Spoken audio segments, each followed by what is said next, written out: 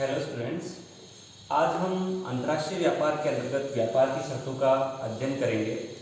व्यापार की शर्तें क्या होती हैं, इसका अर्थ क्या है और किस प्रकार ये निर्धारित होती है आदि बातों का अध्ययन आज के हम इस लेक्चर में करने वाले हैं।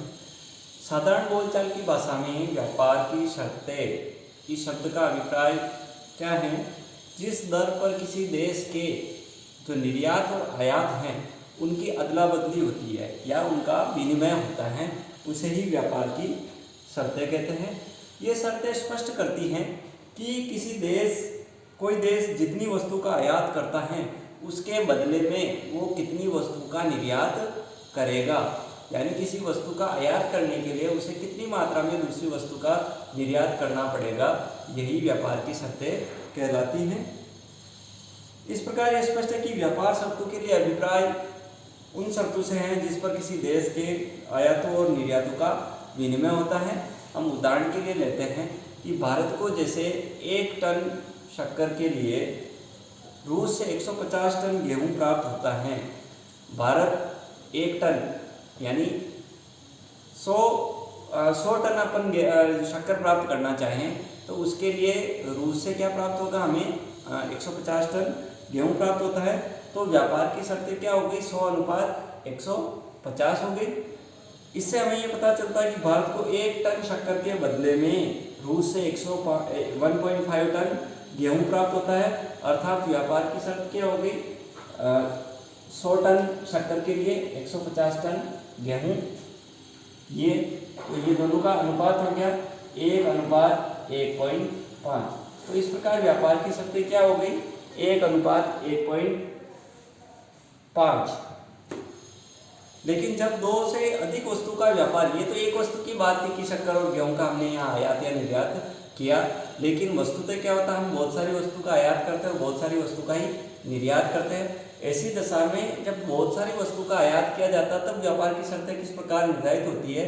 तो ऐसी दशा में क्या करेंगे कि हम आयातों का जो कुल मूल्य है, सभी प्रकार की वस्तुएं जो हमने आयात की उनका मूल्य निकाल लेंगे और उसके बदले में हमने कितनी वस्तुएं निर्यात की उनका मूल्य निकाल लेंगे और उन दोनों मूल्यों का जो आयातों का मूल्य और निर्यातों का जो मूल्य होगा उसका जो अनुपात होगा वही व्यापार की शर्तें कहलाएगी। व्यापार की शर्तों को हम सूत्र रूप में लिखना चाहे, व्यापार की शर्तें इक्वल टू आयात का मूल्य जो हमने कुल आयात किया है, आयातों का मूल्य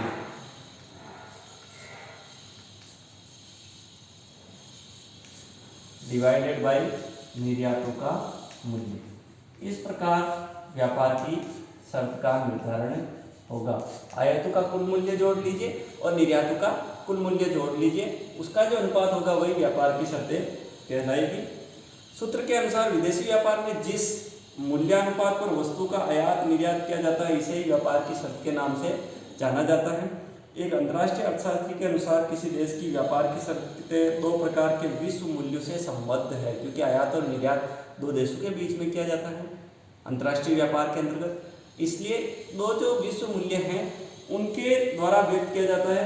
कोई देश जिस प्रकार की वस्तु का निर्यात करता है उनके मूल्यों और जिस प्रकार की वस्तु का आयात करता है उनके मूल्यों, दोनों के मूल्यों का जो अनुपात है उसके संबंध को ही व्यापार की शर्तें कहा जाता है। व्यापार की शर्त का उल्लेख सर्वप्रथम जॉन स्टुअर्ट मिल ने किया था।